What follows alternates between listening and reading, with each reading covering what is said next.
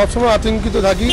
তার মধ্যে ওরা কলকাতা থেকে বেরোনোর সব থেকে সুবিধা গেলে হাওড়ার ওপারে গেলে মোটামুটি আমাদের টেনশন লাগে, ব্রিজের কোথাও কিছু আছে নাকি, সাধারণ পাবলিকরাও হেঁটে যাচ্ছে, আমরাও বাইক নিয়ে যাতায়াত করছি।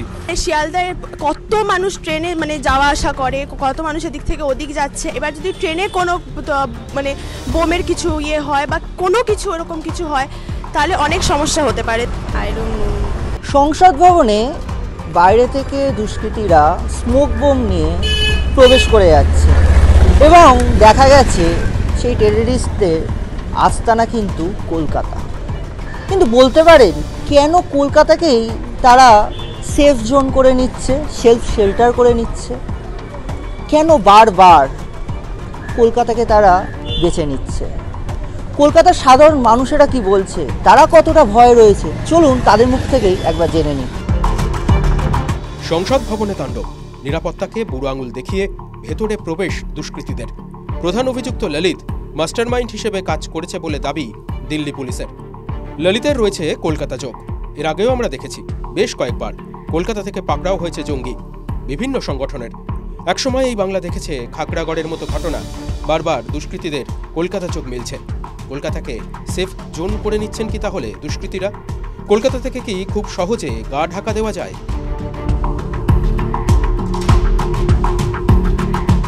এখান থেকে যাতায়াত করতে তাদের সুবিধা হয়। এবার এত ঘিঞ্জি এলাকা, যেখানে আমাদেরকে খুঁজে বার করতে গেলে এবং তাদের সাথে মিলেমিশে অনেক তাড়াতাড়ি যায়, এর মধ্যে একটু অসুবিধা হয়, খুব তাড়াতাড়ি। কতটা আতঙ্কিত কলকাতাকেই ওরা সেলফ শেল্টার বাড়ি না, সাধারণ মানুষের কতটা অসুবিধার মধ্যে পড়বেন আপনারা?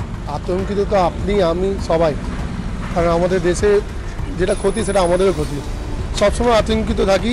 তার মধ্যে ওরা কলকাতা থেকে বেরোনোর সব থেকে সুবিধা, কারণ অন্য দেশে চলে যাওয়া, অন্য রাজ্যে চলে যাওয়া ওরা সেন্টার করে, যে খুব সুবিধা গেলে হাওড়ার ওপারে গেলে মোটামুটি আমাদের টেনশন লাগে, ব্রিজের কোথাও কিছু আছে নাকি, সাধারণ পাবলিকরাও হেঁটে যাচ্ছে, আমরাও বাইক নিয়ে যাতায়াত করছি। প্লাস এত মুটিয়া ফুটিয়া এত কিছু যাচ্ছে, সব মালটায় করে মাল বইছে, বাইক তাড়াতাড়ি নয় কোনো রকম পার হয়ে গেল। এত সাধারণ লোক যে হেঁটে পার হচ্ছে, তাদের অবস্থা কি হচ্ছে? তারপর আমাদের বাস স্ট্যান্ডের দিকে, হাওড়া মেন ময়দানের দিকে, এগুলোই তো মেন পয়েন্ট। হ্যাঁ, শিয়ালদাটা তো এদিকে অতটা লোক চলাফেরা করে না হেঁটে। যত কিছু হয় আমাদের হাওড়া ব্রিজটা হচ্ছে সব থেকে মেন। যত ব্রিজ আছে হাওড়া ব্রিজ সব থেকে মেন, আর হাওড়া ব্রিজে বেশি ভয়। এখন থেকে যদি না আমরা দেখি, হ্যাঁ, সেটা কিন্তু আগামী দিনে খুব ভয়াবহ উঠবে। সামনে লোকসভা ভোট, হ্যাঁ, সেখানটায় আমাদেরকে নিজেদের হয়ে চলতে হবে, সাবধানভাবে চলতে হবে। শিয়ালদায় কত মানুষ ট্রেনে যাওয়া আসা করে, কত মানুষ এদিক থেকে ওদিক যাচ্ছে। এবার যদি ট্রেনে কোনো বোমের কিছু হয় বা কোনো কিছু এরকম কিছু হয়, তাহলে অনেক সমস্যা হতে পারে। তো আমি বলবো যে গভর্নমেন্টকে খুব ইনিশিয়াল স্টেপ নেওয়া দরকার, কারণ এসবে অনেক মানুষদের অনেক সমস্যা হচ্ছে, অনেক যাত্রীদেরও অনেক সমস্যা হচ্ছে। তো আমি এটাই বলতে চাই। একের পর এক দুষ্কৃতীরা কলকাতাকে সেফ জোন করে নিচ্ছে। কিন্তু কেন? কলকাতাকে যদি সেফ জোন করে, তাহলে কি তারা খুব সহজেই গা ঢাকা দিতে পারবে? অন্যান্য স্টেটে তারা যাচ্ছেন না, বারবার ভিড়ের মধ্যে গা ভাসিয়ে দিচ্ছেন।